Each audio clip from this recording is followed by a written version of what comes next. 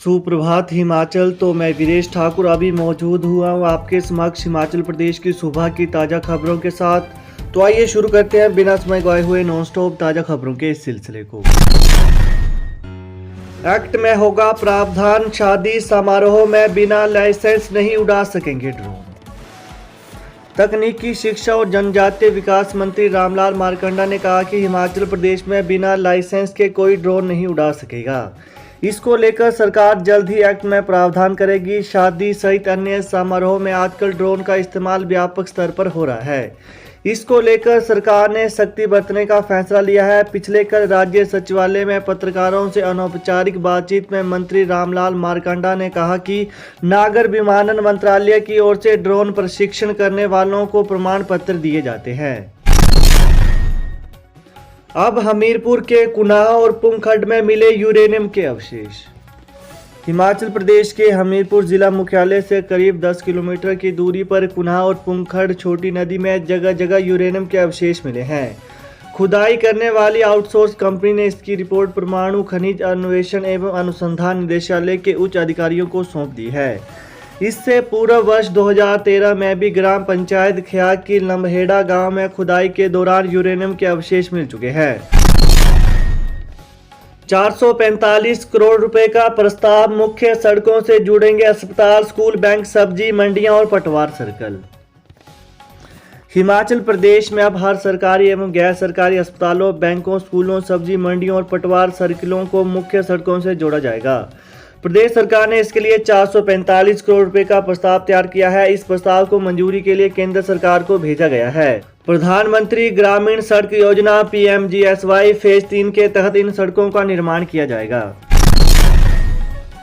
National aptitude test in architecture, इस साल 3 बार होगी आर्किटेक्चर में दाखिले के लिए राष्ट्रीय पात्रता परीक्षा।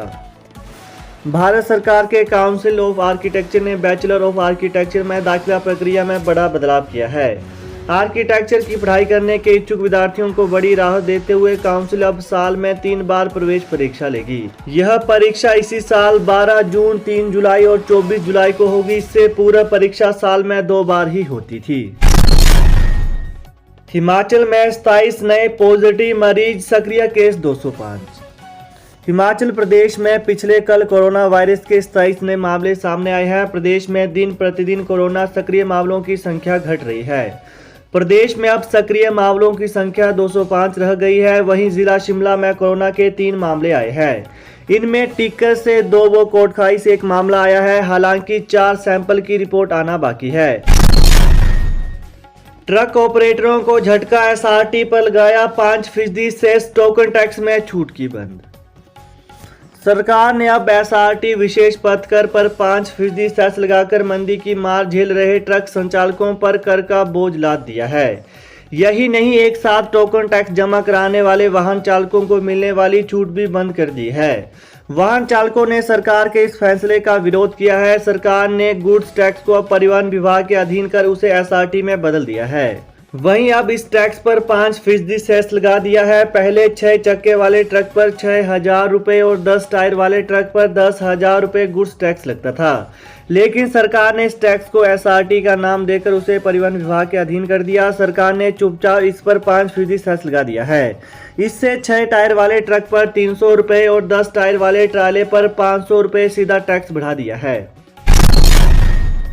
स्कूल शिक्षा बोर्ड 11वीं कक्षा की परीक्षा में डाल दिए 12वीं के प्रश्न। हिमाचल प्रदेश स्कूल शिक्षा बोर्ड की ओर से पिछले कल ली गई 11वीं कक्षा की रसायन विज्ञान की परीक्षा में पाठ्यक्रम से बाहर प्रश्न पूछे जाने का मामला सामने आया है। विद्यार्थियों का कहना है कि परीक्षा में पाठ्यक्रम के बाहर से प्रश्न आए थे। विद्यार्थियों के अनुसार कुछ गलतियां भी प्रश्न पत्र में थी।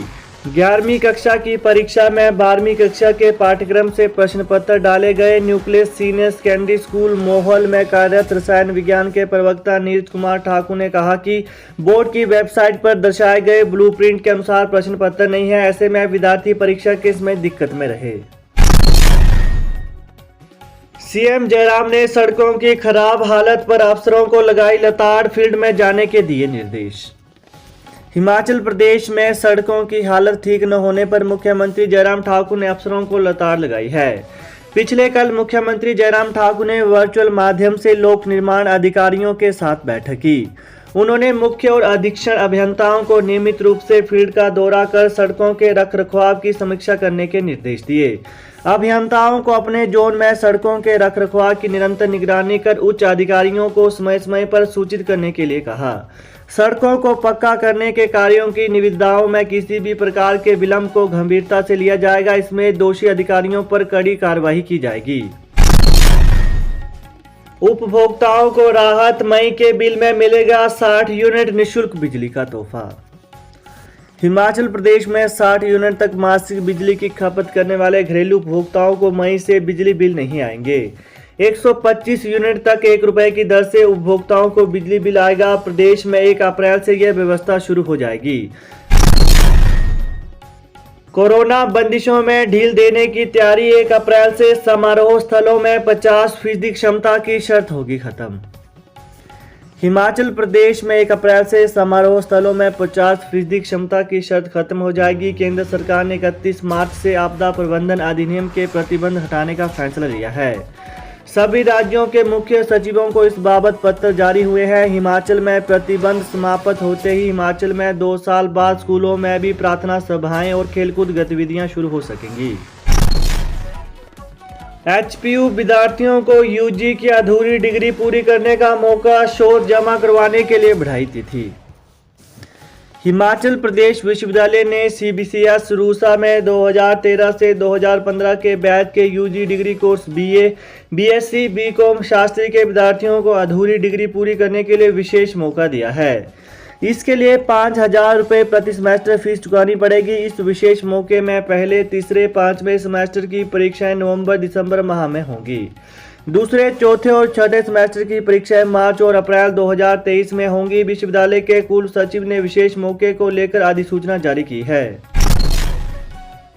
पुलिस पे बैंड अब कैबिनेट में जाएगा। पुलिस पे बैंड वित्त विभाग ने क्लियर की फाइल।